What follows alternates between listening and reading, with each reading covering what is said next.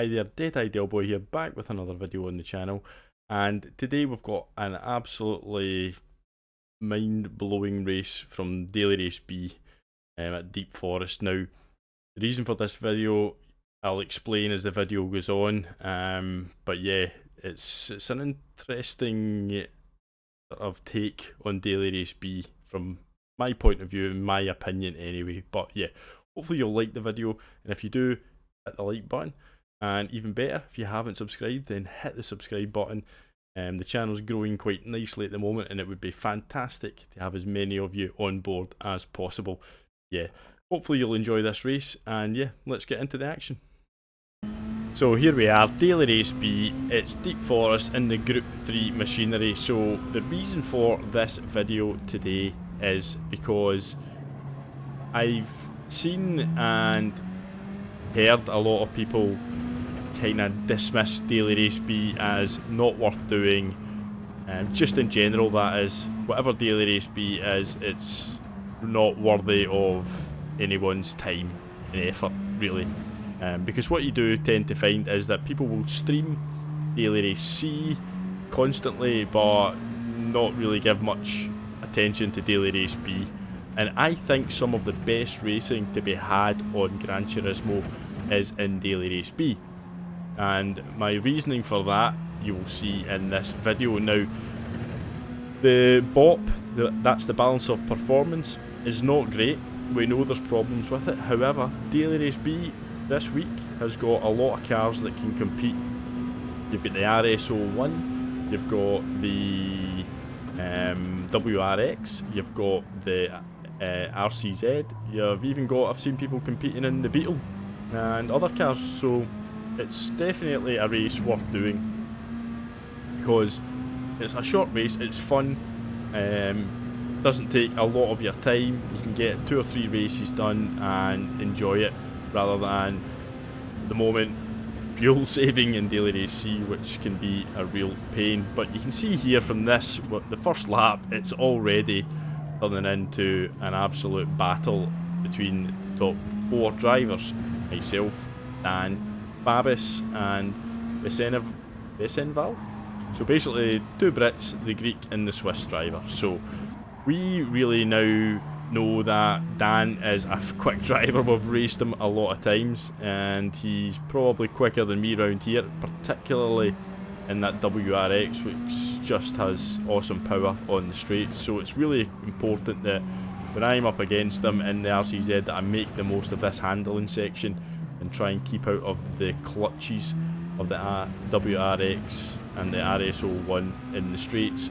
We've done a pretty good job of that over the first 2 laps. You can see we've got a half decent gap between ourselves and the pack behind. But I can't afford to make any mistakes. That's the problem with this. If you make a mistake in the RCZ when you're up against one of the power cars, will just eat you alive on the straights.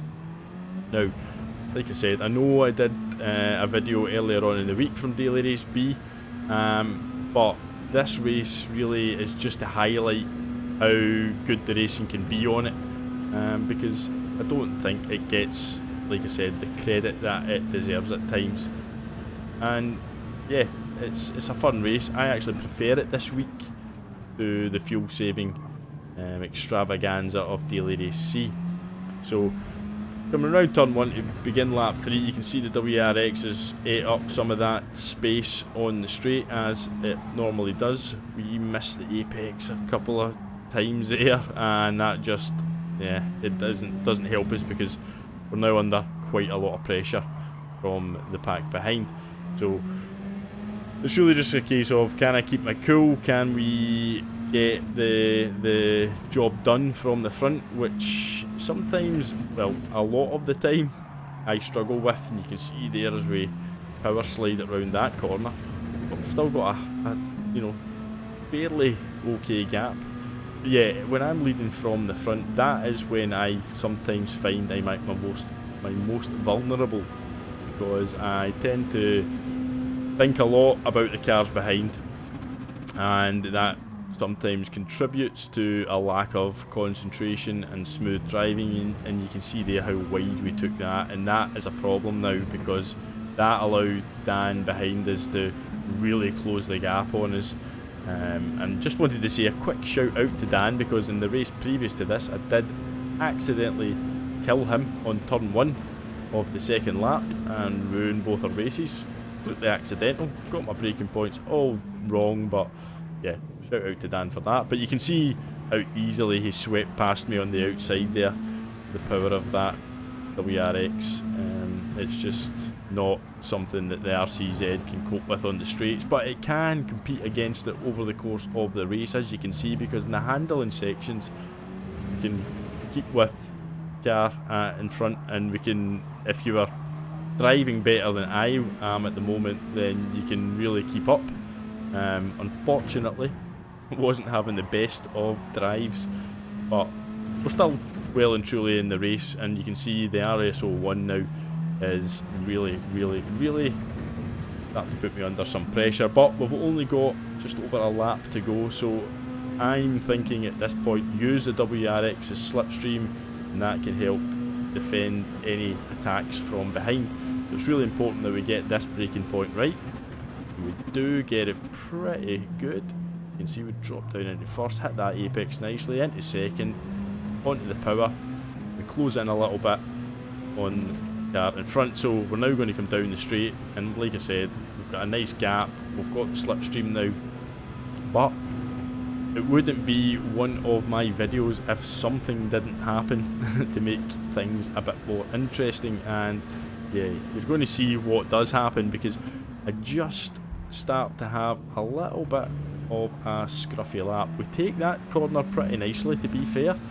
We've still got that gap to the Greek and the Swiss drivers behind us, and gets a little bit out of shape there, which is good for me, because now I'm thinking, oh, we've got a chance. Can we maybe capitalise and snatch victory back from the jaws of defeat, or can we snatch the defeat from the jaws of victory? That's more likely to be what I'll do. But yeah, we get that wrong there, and we power slide round that corner, and we miss this apex quite badly here.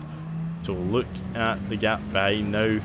We are under real pressure from the Greek driver now as we come down the straight. Now we're going to go very defensive here. He's picked his side quite early, and you're going to get a look at how this then pans out from the replay footage, because this is unbelievable. You can see here we go side by side, we give him the space, and you can see how quickly the Swiss driver has joined the party.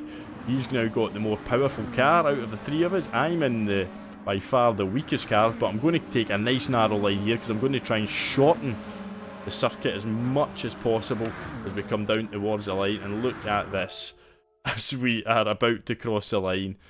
This is phenomenal. Anybody who says Daily Race B isn't worth doing, just look at this. This is us coming up, fighting for P2. I'm going to slow-mo it. Who's going to get over the line first? This is incredible. You can see, if you're watching the top right, who's the checkered flag going to appear next to? It's appeared next to my car, so yeah. But look at that though. The Swiss driver and the Greek driver switch positions as they go across the line, and the Swiss driver actually takes the victory there. Absolutely phenomenal. And you can see it was that close that the Greek driver has now been put back into P3. That is just unbelievable how tight that was.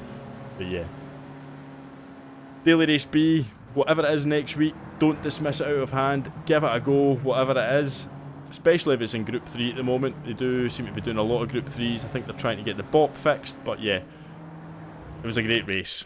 So if you enjoyed this video, give it a like. Even better, if you want to subscribe, then do that, and it would be brilliant to have you as a subscriber to the channel as it grows quite nicely at the moment. But yeah, I'll hopefully see you guys all next week for some more Daily Race action, and perhaps even a live stream. But until then, I'll catch you all, so have a good day, morning, evening, afternoon, wherever you are. And yeah, thanks for watching. Goodbye.